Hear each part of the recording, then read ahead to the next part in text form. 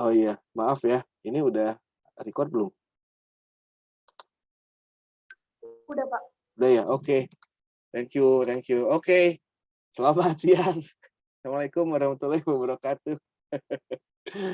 Ya ini diulang sedikit nggak apa-apa ya. Oke, jadi nilai pelanggan ya, nilai pelanggan, kepuasan pelanggan, loyalitas pelanggan itu penting ya. Nilai pelanggan itu apa? Kita, kemarin sudah sempat bahas ya sebelumnya bahwa, secara sederhana nilai pelanggan adalah, customer value, customer benefit per customer cost. Artinya apa yang harus kalau customer value-nya ingin tinggi ya, value yang diberikan yang dirasakan oleh customer-nya ingin tinggi, maka benefit-nya itu harus juga tinggi ya, itu dari kualitas dan juga di kuantitas ya. Kemudian juga, eee, berbanding dengan customer cost, ya cost yang dikeluarkan oleh konsumen ya, cost itu kan biaya, biaya artinya korbanan ya, korbanan yang ditukarkan dengan produk gitu ya. Nah, itu apa namanya, mmm, itu, korbanan itu bisa berupa uang, udah jelas ya yang ditukarkan dengan produk, uang, waktu, tenaga, pikiran ya, eee, dan juga, biaya-biaya yang dikeluarkan oleh pelanggan yang lainnya. Sehingga, dari formulasi ini ya, customer value sama dengan customer benefit per customer cost itu, maka jika ingin tinggi maka rendah eee, seorang wirausaha atau sebuah usaha itu wajib memberikan benefit yang, lebih ya, lebih tinggi ya, dan juga berusaha untuk menekan cost yang dikeluarkan oleh konsumen ya. Bagaimana cara menekan cost yang dikeluarkan oleh konsumen? Dengan kemudahan, eee mendapatkan barang, dengan stok yang selalu tersedia gitu ya, dengan, ya kemudahan mendapatkan barang tuh secepat kilat misalnya, sesegera mungkin ketika konsumen perlu itu bisa, konsumen dapatkan akses akses ke produknya gitu ya. Itu bisa juga dengan, ya stok yang ada, kemudian, dan lain-lain gitu ya, layanan konsumen dan lain-lain, seperti itu. Kalau benefit sudah jelas itu tergantung produknya ya, bisa dari kualitasnya itu ditinggikan ya, eee, kualitas produknya juga bisa dari kuantitasnya ya, atau juga bisa dari melalui program-program ini, executive marketing communications ya atau promotions, seperti event, direct selling, email marketing, dan lain-lain gitu ya. Eee, dengan promo-promo, diskon, ya giveaway, cashback, dan lain-lain, seperti itu. Nah, ini harus menjaga ini sebuah perusahaan itu. Kemudian ini kita skip ya, karena ini sudah kita bahas, ya ini balik lagi kepuasan pelanggan ya. Kepuasan adalah tingkat perasaan seseorang setelah membandingkan kinerja produk ya, atau hasil yang dia rasakan, dibandingkan dengan apa yang menjadi harapannya. Jadi kinerja produk itu, ya produk itu terlihat dari kinerjanya ya, terasa dari kinerjanya, mau produk barang, mau jasa ya, eee, kinerja produk itu terlihat dari apa, dari hasilnya. Maka yang dijelaskan nah jadi, maka, kita bisa refleksi sebagai konsumen ya, ketika kita punya, apa namanya, kita menjadi konsumen, kemudian kita menikmati sebuah produk, kemudian kita kan pasti punya harapan-harapan tertentu ketika sebelum membeli produk tersebut gitu ya. Nah itu dibandingkan, ya kalau, kinerjanya lebih bagus, harapannya lebih tinggi daripada kinerjanya itu, artinya puas gitu ya, seperti itu. Nah pertimbangan untuk berorientasi pada kepuasan, ini ada beberapa cara, sebuah perusahaan ya, sebuah sebuah firm, sebuah enterprise, sebuah UMKM untuk meningkatkan kepuasan pelanggan dengan menurunkan harga atau meningkatkan pelayanan. Namun, akibatnya laba dapat turun gitu ya. Kita tidak bisa sekonyong-konyong atau semena-mena kita menaikkan harga ya di luar kebiasaan atau di luar harga pasaran. Itu otomatis sudah, kaget nanti, konsumennya dan itu cenderung tidak akan membeli. Maka apa yang harus dilakukan ya, ya menurunkan laba ya, bisa menurunkan laba, dan itu bisa menurunkan harga, kemudian meningkatkan pelayanan. Perusahaan mungkin dapat meningkatkan keuntungan bagi pelanggan dengan cara lain, misalnya memperbaiki produksinya, sistem operasi produksinya misalnya gitu ya, seperti itu. Atau menanam modal lebih banyak di research and development gitu ya.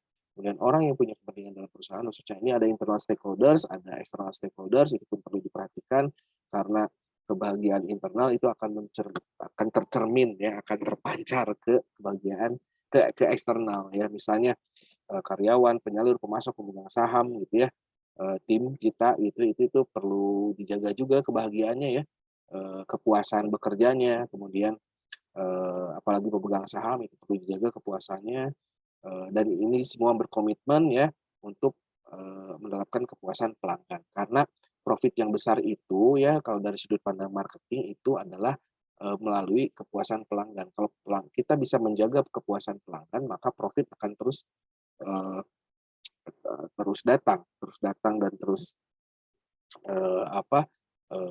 akan membuat sebuah, membentuk loyalitas konsumen ya, sampai di tahapan sampai ke, ini ya, tahapan sangat-sangat loyal. Kalau kita bisa ya ada yang bisa yang menyebutnya evangelis atau jihadis gitu ya, seperti itu ya. Jadi udah, eee, nomor satu lah, fans nomor satu dari konsumen, dari sebuah produk ya, sebuah brand. Nah, saya pun kemarin, baca-baca ya, baca-baca kembali, saya kembali, saya suka, lihat bagaimana Kotler kalau diwawancara zaman dulu gimana sih Philip Kotler ya, apa jawaban-jawaban dia, pertanyaannya seperti apa. Kemudian saya menemukan skrip wawancara yang sangat, saya, memang sengaja ya ya bukan iseng juga ya, maksudnya saya penasaran aja, the future of marketing itu seperti apa sih gitu ya. Saya googling, saya cari the future of marketing, akhirnya muncul, future of marketing yang bilang Kotler beberapa, jauh ya, beberapa tahun kemarin gitu, ketika dia membuat, membuat buku itu. Dan, yang menarik bagi saya adalah memang dari dulu itu sudah digadang-gadang bahwa, sebuah perusahaan itu sekarang udah nggak zaman itu menciptakan, eee, ya maksudnya ini prinsipnya tetap ya, loyalitas konsumen, kepuasan pelanggan. Cuman, perusahaan yang bisa survive itu atau brand yang bisa survive itu adalah ketika dia membentuk fans gitu. Jadi tidak tidak hanya yang loyal, sekedar loyal, tapi membentuk fans.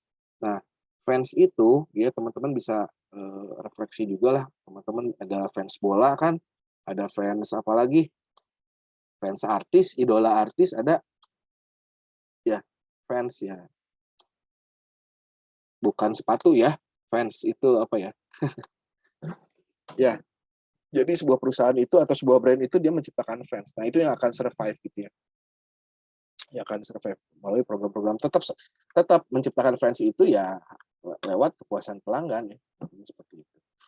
Nah, ini ada 2 cara dalam mengamati dan mengukur kepuasan pelanggan, sistem keluhan dan saran, survei kepuasan pelanggan gitu ya. Nah, ini nih, ini yang, teman-teman banyak lihat di packaging ya, di packaging itu, apa namanya, ada, layanan konsumen ya, itu saluran untuk keluhan dan saran sehingga tidak perasaan kecewa konsumen itu tersalurkan pada tempat yang benar gitu ya. Eee, ya tapi zaman sekarang namanya netizen ya, netizen yang budiman itu kan salurannya banyak banget ya, eee eee, iya lewat Twitter, lewat, sosial media dan lain-lain gitu ya, itu banyak ya. Kemudian, nah itu sistem keluhan dan saran, makanya di setiap, kemasan, packaging, di UI, di UX itu pasti ada kontak ya, keluhan saran. Kalau misalnya, ibu bapak puas atau kalau misalnya para konsumen puas, silakan ceritakan pada orang lain, tapi kalau kecewa silakan ceritakan pada kami saja, seperti itu kan. Nah, survei kepuasan pelanggan ini, perusahaan yang responsif mengukur kepuasan pelanggannya dengan mengadakan survei berkala. Nah, ini harus berkala ini, nggak bisa sekali doang ya. Setahun sekali itu udah sangat jarang, 6 bulan sekali, ya 1 bulan sekali itu udah oke lah ya berkala. 1 bulan sekali terus survei, eee dengan mendaftar pertanyaan, mengetahui perasaan mereka dan kinerja terhadap produk saingannya. Pengukuran kepuasan pelanggan pada alat industri ya, ini tentang alat industri, ini, manajemen proses bisnis. Nah, ini loyalitas pelanggan. Apa itu yang dimaksud dengan loyalitas pelanggan ya, dan tadi kita bilang loyalitas loyalitas loyalitas. Yaitu suatu perilaku yang ditujukan dengan pembelian rutin berdasarkan proses pengambilan keputusan. Jadi perilaku, ini behavior ya. Loyalitas itu bukan behavior, Belinya rutin nih, rutin berdasarkan proses pengambilan keputusan. Ada yang rutin beli TO di sini? Ada yang rutin beli TO? Oh, mungkin karena masih offline ya, masih luring ya. Jadi, atau ada yang rutin beli Pepsodent? Ada yang rutin beli Lifebuoy tiap bulan atau tiap habis? Ada Pak, ada Pak. Ada yang rutin beli apa lagi? Rizwandi rutin beli apa? Yang mereknya selalu sama atau sering sekali beli merek itu gitu. Pepsodent juga sering, Pak. Pepsodent sering ya, ketika habis beli Pepsodent. Ya, betul sekali itu ya. Jadi itulah perilaku loyal ya. Nah, berdasarkan proses pengambilan keputusan. Keuntungan pelanggan yang loyal ya, mengurangi biaya pemasaran karena biaya untuk menarik konsumen baru lebih mahal ya, memang biaya untuk menarik konsumen baru itu lebih mahal tapi lebih mudah. Kalau mempertahankan konsumen yang sudah ada ya, pelanggan itu lebih sulit tapi lebih murah. Mengurangi biaya transaksi seperti biaya negosiasi kontrak, pemeriksaan pesanan, melalui turnover konsumen karena pengambilan konsumen yang lebih sedikit ya, meningkatkan penjualan silang yang akan memperbesar pangsa perusahaan, komunikasi dari mulut ke mulut, word of mouth ya, yang lebih positif. Sabun muka Kaf, wis benar pantesan makin ganteng no. Rutin ya ternyata pakai sabun muka Kaf. Ya, jadi komunikasi word of mouth ya, word of mouth positif akan menimbulkan positif word of mouth gitu ya. Ya, word of mouth sekarang ini kan di word of mouth itu bagian dari kalau di pemasaran itu integrated marketing communication ya, di mana sekarang sosial media ya, internet culture, social media culture itu sudah membentuk sebuah masyarakat ya, masyarakat internet yang juga yang sangat bebas gitu ya, memiliki freedom of expressions yang tinggi ya, karena memang ruangnya juga sangat terbuka. Nah, itu sangat rentan untuk menimbulkan negatif word of mouth ya. Ingat, word of mouth ini ada positif, ada negatif ya. Kata-kata yang buruk tentang kita, tentang produk kita, tentang itu negatif word of mouth itu banyak sekali ya di netizen ya. Netizen beredar ya. Apalagi ke mau pilpres nih 2024 itu ada buzzer gitu ya. Nah, itu kan dia creating menggiring opini ya. Karena memang prinsip media itu adalah salah satu fungsinya menggiring opini ya. Opini publik ya gitu ya. Jadi mau media, dulu kan media cetak ya, sekarang media elektronik, TV itu kan mengontrol sosial ya. Kontrol sosial dan juga dan lebih jauh lagi itu bisa menggiring opini ya, opini masyarakat, opini publik. Nah, ini jadi yang harus diperhatikan di sini adalah word of mouth ya. Dengan kita menciptakan pelanggan yang loyal, apalagi dengan sampai level jihadis, apalagi sampai fans ya, fans itu, maka kita nggak repot untuk kita udah punya benteng di awal nih kalau misalnya ada negatif word of mouth ya. Udah punya benteng, jadi fans-fans tersebut yang akan menjawab dan akan mengcounter kalau ada hal-hal negatif tentang produk kita atau brand kita gitu ya. Seburuk-buruknya brand Apple itu pasti banyak yang ngebela gitu ya, dan itu luar biasa, itu salah satu yang bagus ya. Tesla pun demikian ya, Tesla pun tidak sempurna gitu ya, karena kesempurnaan itu hanya milik Tuhan yang Maha Esa ya. Tesla, Apple itu tidak sempurna, banyak sekali netizen yang membuat negatif word of mouth gitu ya. Namun tetap saja banyak yang membela produknya, sehingga tertindih ya, tertutup atau tercover oleh fansnya. Mengurangi biaya, selanjutnya mengurangi biaya kegagalan seperti biaya penggantian. Karakteristik dari konsumen yang loyal, melakukan pembelian ulang secara teratur atau repeat purchase ya, mengajak orang lain, referrals ya, referrals itu mengajak orang lain, menunjukkan kekebalan terhadap produk pesaing atau retention ya, kekebalan terhadap orang. Jadi misalnya Ibnu kan sudah statement nih ya, sabun muka Kaf nih, ya, sabun muka Kaf. Tiba-tiba harganya berapa sih itu? Kaf, no? Kalau di e-commerce itu harganya dari 30 sampai 35. Kalau di Alfa 40. Misalnya nih, cuman punya budget 20.000, kurang kan mau beli cuff ya. Nah, kalau Ibnu loyal, itu Ibnu punya retention. Walaupun duit gue cuma 20.000 nggak cukup beli cuff, gue nggak akan beli Nivea Men atau Formen yang harganya 20.000 cukup gitu. Saya akan menabung, saya berani nggak cuci muka, 2 hari, 3 hari saya akan nabung demi membeli cuff. Nah, itu udah loyal itu, ya. Itu udah loyal tuh. Jadi retention ya, jadi kekebalan terhadap produk pesaing. Nah, itu udah loyal. Nah, ada juga yang loyalnya masih agak-agak tingkatannya di bawah itu, ya tidak setinggi fans ya. Kalau fans kan seperti itu ya. Saya mending nggak usah cuci muka deh 2 hari demi nabung buat beli cuff gitu ya. Cukup duitnya. Ya ada juga nih, ini sementara lah bulan inilah pakai ini dulu lah, mumpung 20.000 nih habis nih gitu ya. Beli dulu yang 20 ribuan di Alfa atau di mana gitu ya.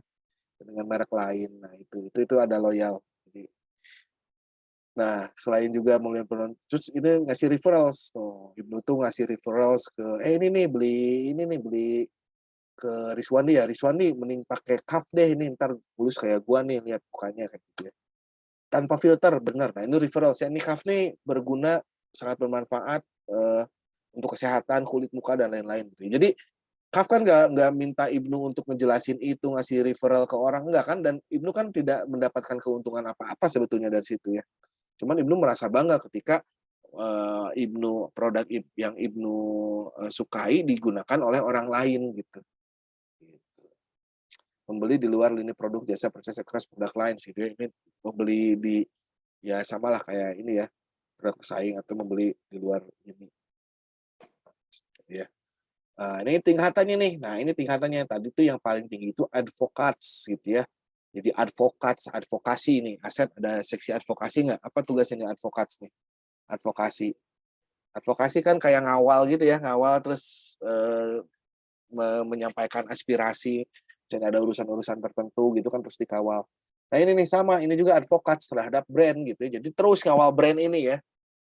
Membeli seluruh barang yang ditawarkan yang dibutuhkan serta melakukan pembelian yang secara teratur. Sebagai tambahan, mereka mendorong teman-teman mereka lain untuk membeli barang tersebut. Ia membicarakan tentang barang tersebut dan juga melakukan aktivitas pemasaran untuk perusahaan membawa konsumen untuk perusahaan tersebut. Jadi ada suspek nih. Suspek ini dia masih switchers ya. Suspek ini masih bukan switchers ya. Suspek itu apa sih?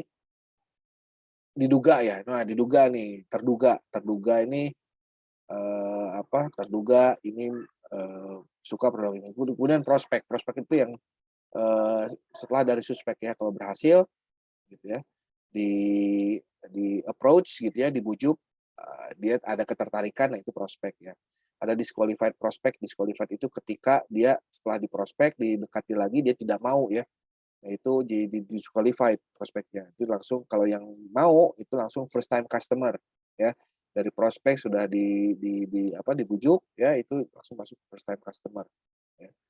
Yang mau first time customer. Nah, first time customer itu kemudian setelah itu puas ke repeat customer, kemudian ke clients ya, udah jadi clients ya, kemudian jadi advocates. Itu tahapan loyalitas ya. Nah, penciptaan nilai menuju loyalitas, nilai kepuasan, ketahanan, loyalitas ya. Di loyalitas ini apa karakternya sih? Melakukan pembelian ulang, rekomendasian, peningkatan proporsi pembelanjaan. Ya. Beli sabun muka cuff, beli yang kecil. Oh ya, beli yang kecil ya. Tetap harus cuff ya, beli yang kecil. Nah, itu kan sudah Ibu itu sudah loyal, sudah menjadi advokat gitu ya. Karena dia yang tadi ini ya, kekebalan terhadap produk pesaing. Ditawarin sama produk apapun juga meningkat aja gitu ya. Pembelian ulang, rekomendasian, peningkatan proporsi pembelanjaan. Nah, ini nih nilai pelanggan menghasilkan kepuasan menghasilkan resilience, ketahanan produk, kemudian ketahanan produk itu menghasilkan ketahanan brand ya, brand resilience, kemudian menghasilkan loyalitas. Itu karakternya konsumen melakukan pembelian ulang, rekomendasian, peningkatan proporsi pembelanjaan. Nah, ini ya. Jadi ada kepuasan pelanggan adalah tingkat perbandingan antara tampilan produk atau jasa yang dirasakan dengan harapan pelanggan. Cara meningkatkan kepuasan pelanggan satu dengan sistem value chain system ya, sistem rantai nilai itu diulik lagi. Jadi gini nih, value chain itu ya, rantai nilai di mana di setiap fasenya itu ada penambahan nilai-nilai. Misalnya tukang apa jus ya, tukang jus misalnya nih. Jus itu, nah itu rantai nilai itu mulai dari hulunya dulu, dari kebun, kebun buah itu kemudian dia masuk ke pengepul, pengepul itu dipilih kemudian disalurkan ke wholesaler misalnya, wholesaler itu pedagang besar itu masuk ke retail misalnya tukang jus itu ada yang ngambil ke wholesaler, ada yang beli di retail ya, tergantung barangnya. Karena buah kan musim-musiman ya, harganya pun tidak menentu. Nah, itu di setiap rantai itu ya, itu ada nilai-nilainya gitu ya, ada penambahan nilainya. Karena di setiap rantai itu kan pasti ada profit di situ ya, ada profit kan, misalnya dari tukang kebun ke itu ke pengepul ya, atau ke petani itu pasti ada profitnya. Ya. Petani ke pengepul itu pasti ada profitnya. Pengepul ke ini pas wholesaler pasti ada. Nah itu masing-masing menciptakan nilai. Gitu ya. Itu sampai ke jus yang ada di pegang tangan kita di oleh kita.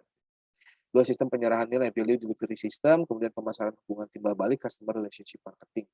Jadi customer relationship management atau customer relationship marketing, CRM ya. CRM ini perlu penting sekali ya di era sekarang itu, karena kadang orang tuh lupa ya, perusahaan tuh lupa untuk CRM. CRM itu adalah bagaimana kita memanage konsumen ya dengan membalas percakapan, dengan bagaimana kita mengambil umpan balik dari konsumen gitu ya, seperti itu.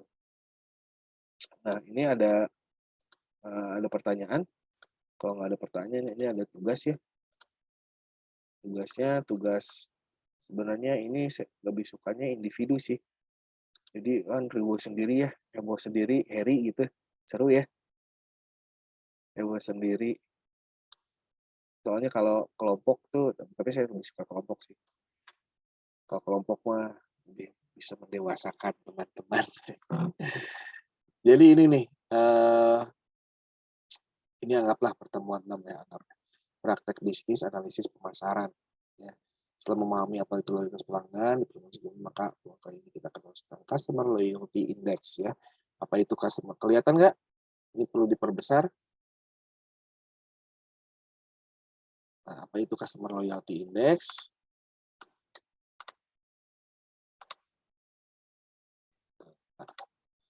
Customer Loyalty Index menurut Okta, CLI atau CLI adalah sebuah standar khusus untuk mengukur atau mengetahui loyalitas pelanggan dari waktu ke waktu dengan menggabungkan beberapa indikator indikator seperti NPS, repurchase rate, share of wallet, and upselling ratio. Ya. Ini Net Promoter Score atau NPS. Ya. NPS, Net Promoter Score adalah salah satu metrik utama bagi semua bisnis e-commerce. Ya. Net Promoter Score adalah menunjukkan secara langsung tipe konsumen yang loyal dan dapat memberikan prediksi tingkah laku konsumen terhadap bisnis. Skor ini menjadi indikator berapa banyak konsumen Anda yang mau merekomendasikan website ke orang. Dia website atau brand ya. Tuliskan websitenya atau brandnya ke orang lain. Selain itu, NPS menunjukkan interaksi personal berdasarkan atau bisa akun IG ya. NPS juga menunjukkan interaksi personal berdasarkan pemahaman yang mendalam tentang konsumen menyukai produk dan layanan. Ini NPS. Nah, apa itu repurchase rate? Ya, dapat didefinisikan sebagai alat untuk mengukur loyalitas pelanggan sudah cukup bagus. Ya. Bahkan tingkat retensi atau tingkat repurchase-nya juga dapat digunakan sebagai bahan analisis. Ya. Ini analisis ya.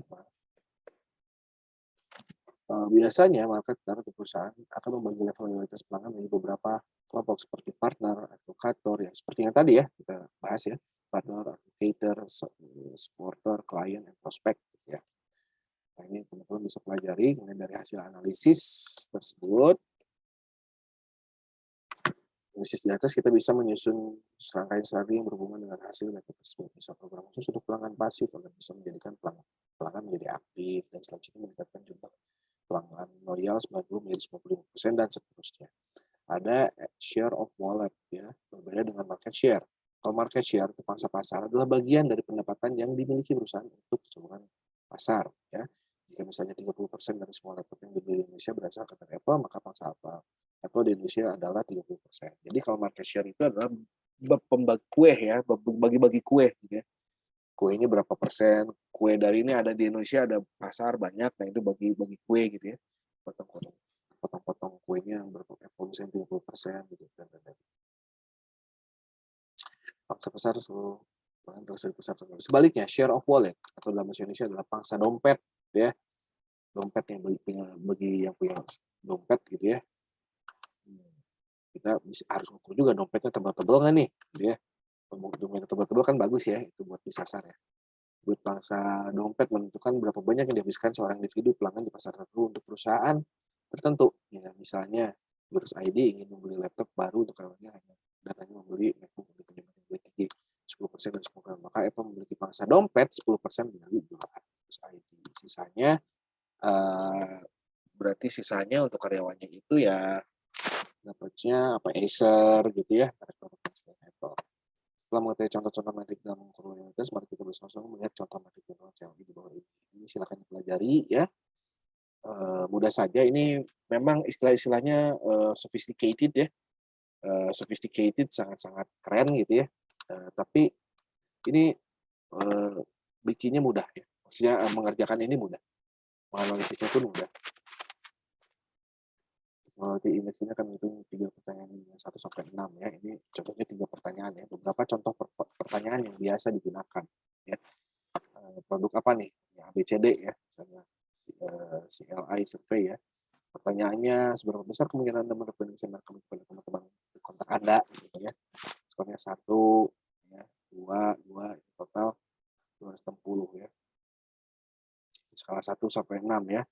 1 untuk ya dan 6 untuk tidak. Jadi 1 makin gede angkanya makin kecil ya. Jadi, ya tidak. Nanti ini bisa dimodif ya. Pasti bisa menunjukkan bahwa di sini ekstrim kiri itu ya atau ekstrim kanan dan kontinum ya. Ekstrim kanan itu tidak. Total ya misalnya ini 260 ya total skor ya.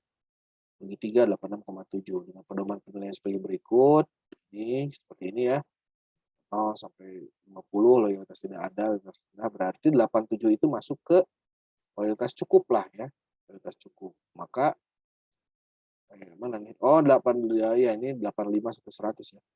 Maka mendiskusikan bahwa pelanggan dalam kuesioner 1 memiliki loyalitas tinggi pada produk ABCD. Seperti itu gitu ya. Nah, ada pertanyaan? Ada pertanyaan nggak?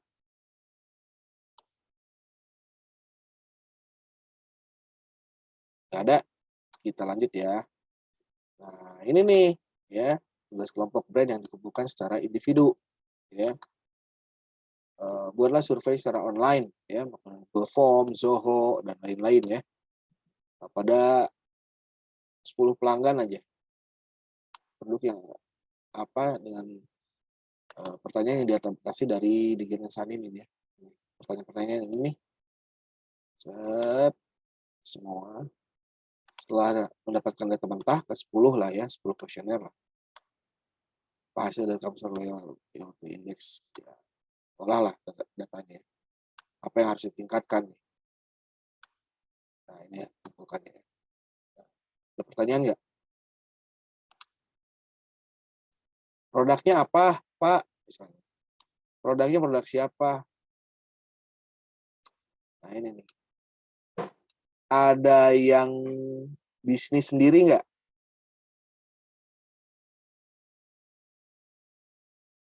Contoh Vicky Firdaus. Vicky. Ya, Pak. Vicky punya bisnis nggak? Ada, Pak. Apa bisnis apa? Minyak. Minyak apa?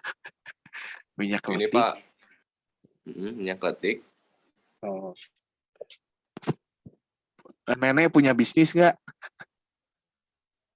Ya, ada Nah, batik, mending bisnis nenek aja, itu lebih keren.